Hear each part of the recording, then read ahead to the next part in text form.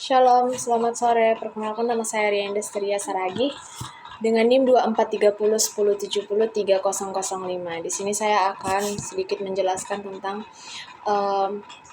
tahapan dalam pengambilan pembuatan kebijakan. Jadi dalam tahapan pengambilan pembuatan kebijakan publik perlu kita ketahui apa itu tahapan dalam pengambilan pembuatan kebijakan tersebut. Jadi tahapan dalam pengambilan pembuatan kebijakan adalah proses yang sistematis untuk membuat keputusan yang tepat dan termasuk juga dalam keefektifan. Dan di mana ada beberapa tahap yang perlu kita ketahui lebih dalam. Ada beberapa ya, terbagi 6. Yang pertama yaitu identifikasi masalah.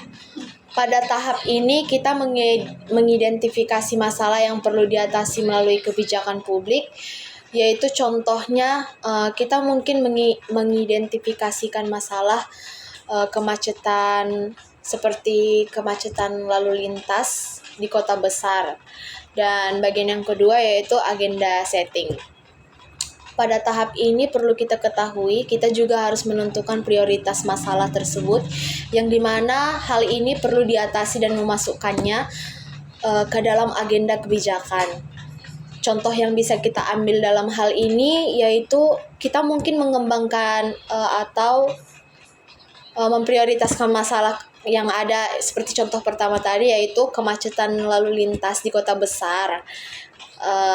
Karena dampaknya ini terhadap ekonomi dan lingkungan pasti akan berdampak sangat besar. Seperti itu. Jadi bagian yang ketiga, formulasi kebijakan.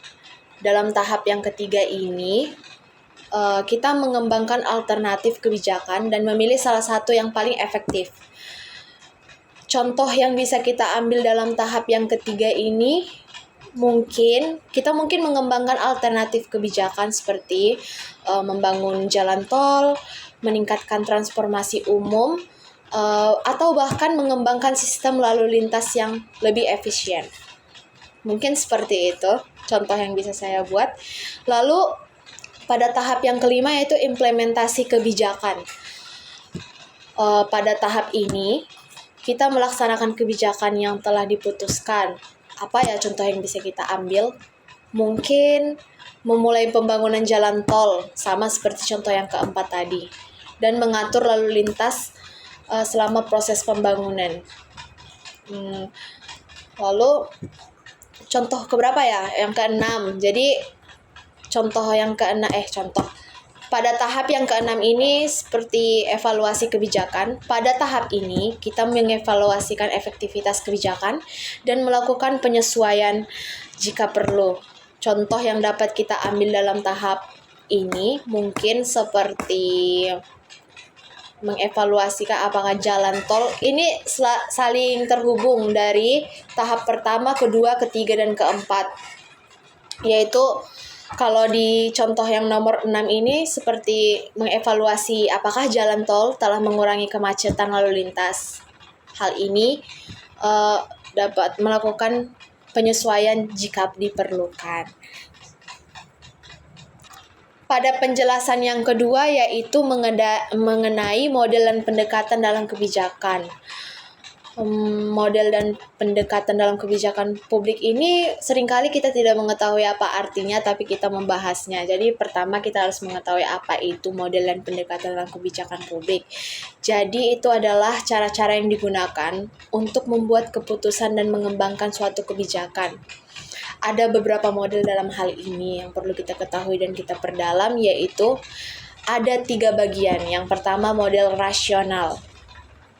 Jadi pada model rasional ini berdasarkan pada asumsi bahwa pembuatan kebijakan memiliki informasi yang lengkap dan dapat membuat keputusan dengan rasional. Contoh yang perlu kita ambil dalam hal ini yaitu mungkin kita menggunakan model rasional untuk mengembangkan suatu kebijakan ekonomi yang berdasarkan pada data dan analisis yang akurat. Setelahnya itu yang kedua yaitu model inkremental. Ini agak sulit ya tapi kita harus mengetahui dan lebih memperdalamnya. Model ini seringkali didasari pada asumsi bahwa kebijakan publik dibuat melalui proses incremental dan tidak ada perubahan besar. Contoh kecilnya, kita mungkin menggunakan model incremental untuk mengembangkan kebijakan atau suatu kebijakan pendidikan yang berdasarkan pada perubahan kecil yang dalam hal ini dilakukan secara bertahap-tahap. Bagian yang ketiga yaitu ada model politik. Pada model ini berdasarkan pada asumsi bahwa kebijakan publik dipengaruhi oleh kekuatan politik dan kepentingan kelompok. Contoh yang perlu kita ambil dalam hal ini yaitu kita mungkin menggunakan model politik untuk mengembangkan suatu kebijakan yang didasari pada kepentingan partai politik dan kelompok yang berkepentingan. Jadi pendekatan dalam kebijakan publik juga dapat dibagi menjadi beberapa jenis. Seperti ada 2, yaitu mungkin perlulah saya jelaskan dalam hal ini agar lebih panjang durasinya. Jadi yang pertama yaitu pendekatan top down. Pendekatan ini berdasarkan pada asumsi bahwa kebijakan publik dibuat oleh pemerintah dan diimplementasikan kepada masyarakat. Contoh kecil yang perlu kita ambil, contoh kecil aja, mungkin pemahaman saya hanya bisa mengambil contoh yang kecil. Seperti kita mungkin menggunakan pendekatan top down untuk mengembangkan suatu kebijakan di mana didasarkan pada keputusan pemerintah. Dan yang kedua itu pendekatan bottom up. Pendekatan ini berdasarkan pada asumsi bahwa kebijakan publik dibuat dengan melibatkan masyarakat dan mempertimbangkan kebutuhan mereka. Contohnya, kita mungkin menggunakan pendekatan bottom up ini mengembangkan kebijakan yang mungkin didasarkan pada partisipasi oleh masyarakat juga gitu. Tidak hanya oleh pemerintah gitu. Jadi dipartisipasikan lebih lanjut oleh masyarakat juga. Jadi masyarakat juga ikut berperan dalam hal ini. Lanjut ke materi yang ketiga. Materi yang ketiga ya. Jenis-jenis kebijakan publik. Aktor dan pengaku kepentingan jenis-jenis kebijakan publik ini dapat dibagi menjadi 3 bagian. Enggak deh, ada beberapa bagian rasanya. Seperti yang pertama, kebijakan distribusi. Kebijakan ini bertujuan untuk mendistribusikan sumber daya kepada masyarakat. Contohnya, kebijakan subsidi untuk masyarakat miskin, kolom-kolom yang masyarakat yang kayak orang miskin gitu. Nah, yang kedua kebijakan regulatif. Kebijakan ini mungkin saja bertujuan untuk mengatur perilaku masyarakat. Contohnya kebijakan lalu lintas yang mengatur kecepatan kendaraan. Iya, mengatur segala kecepatan yang ada pada kendaraan yang ada di jalan raya gitu. Lalu tahap yang ketiga,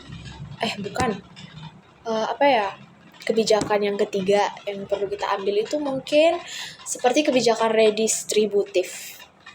Hal ini bertujuan untuk mendistribusikan kembali sumber daya dari satu kelompok ke kelompok lain. Jadi contohnya seperti satu individu ke individu yang lainnya, gitulah, kurang lebih dari seperti itu. Kebijakan pajak, contohnya kebijakan pajak yang bertujuan untuk mengurangi kesenjangan ekonomi. Hal ini sering terjadi di Indonesia. Aktor dalam kebijakan publik ini adalah individu atau kelompok yang memiliki peran penting dalam membuat dan mengimplementasikan kebijakan. Contohnya, yang pertama pemerintah. Pemerintah memiliki peran penting dalam membuat dan mengimplementasikan kebijakan publik. Yang kedua masyarakat. Masyarakat memiliki peran penting dalam memengaruhi kebijakan publik dan memastikan bahwa kebijakan publik sesuai dengan kebutuhan mereka. Yang ketiga, kelompok kepentingan. Kelompok kepentingan memiliki peran penting dalam memengaruhi kebijakan publik dan memastikan bahwa kepentingan mereka terwakili. Begitu. Pemangku kepentingan dalam kebijakan publik adalah individu atau kelompok yang memiliki kepentingan dalam kebijakan publik. Contoh yang dapat kita ambil, yang pertama itu pastinya masyarakat. Masyarakat ini kan sangat berperan, karena masyarakat adalah pemangku kepentingan utama dalam kebijakan publik ini. Dan yang kedua ada pastinya pemerintah lah. Pemerintah adalah pemangku kebijakan yang memiliki peran penting dalam membuat dan mengimplementasikan suatu kebijakan publik. Dan yang ketiga adalah kelompok kepentingan. Nah, di dalam ini kelompok kepentingan adalah pemangku kepentingan yang memiliki peran penting sekali dalam memengaruhi kebijakan publik ini. Nah, jadi sekian dari pemaparan saya dari soal pertama, kedua, dan ketiga, bahkan keempat.